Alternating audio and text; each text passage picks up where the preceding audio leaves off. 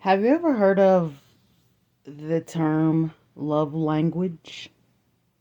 There's a quiz online that you can Google, and it's I think it's like 10 questions, and it determines what your specific love language is, which means what form of love is what makes you feel whole. I think it's important because you can have somebody love you, or you can love somebody else, and you just are not speaking the language that they understand as far as love. Like, you can be in love with somebody and show them love by giving them things, but that person might need time or emotional support or um reassurance. You know what I mean? Like, you could be with somebody and they give you $1 million, but really all you need to feel loved is for them to tell you that you're doing well in your job adventures or in the things that. Okay, I got cut off, so let me start my thought over. Um, yeah, you might be with somebody who needs a lot of, reassurance to feel loved, and you are giving them touch. You might keep hugging them, and they need reassurance. So then there's a strain in the relationship, and then you can also it's really important to be around people who match your energetic way of showing love, and who match your love language, who speak your love language. You could be a very peace loving person, and you put yourself in a situation with a person who is naturally prone to go to war.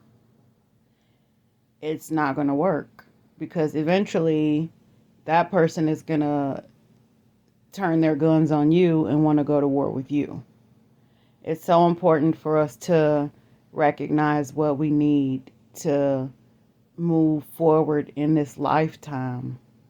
Like, every player on your board is integral to the way that you're going to move forward in this life. You have people around you who are either going to push you forward, or they're going to hold you still. And then you have some people who hold you back. If you are wise enough to recognize this early, then you've done good. And I feel like the people who are very successful are the people who learn these lessons early, who get the lessons, who understand the lessons quickly, take it and make use of it. It's the people who don't take these lessons and don't recognize the need to pay attention, that keep making the same mistakes over and over, and placing themselves around people who don't match their energetic signature, that end up behind in life. You know, it's just so important. It's just so important not to stay around negativity. It's so important to be with people who love the way you love. If you're a natural born giver, you have to be around natural born givers, because what's the opposite of giving? Then you'll be around people who are natural born takers. And taking doesn't always mean something physical or financial. It could be people that are just taking of your energy. You know what I mean? It could be a person who never asks you for anything except for your energy. And that's the biggest toll that you can pay in any relationship. You have to be around people who match your energy. Equal energy exchange is vital. Is as vital to a person's growth as oxygen is to a person's life. It's so important. I can't even express it more. It's so important to have people love you the way you love them. It's not tit for tat, it's equal energy exchange. It's equal energy exchange. You have to get around people who are in your corner not because there's something in it for them.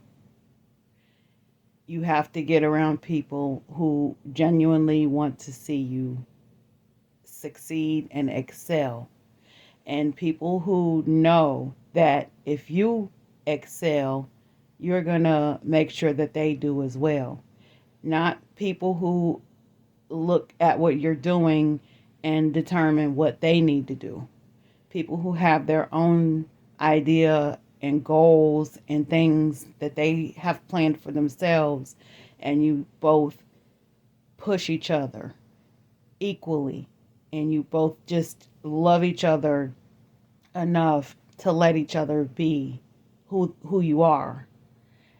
The thing about being around people who don't match your energy is then you have to ask them to change in order for you to be happy in the situation, or you have to dumb down. And that's not fair for either party.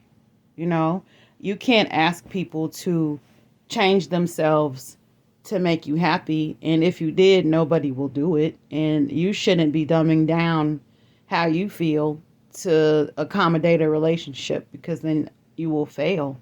You will fail emotionally, and the relationship is ultimately going to fail anyway.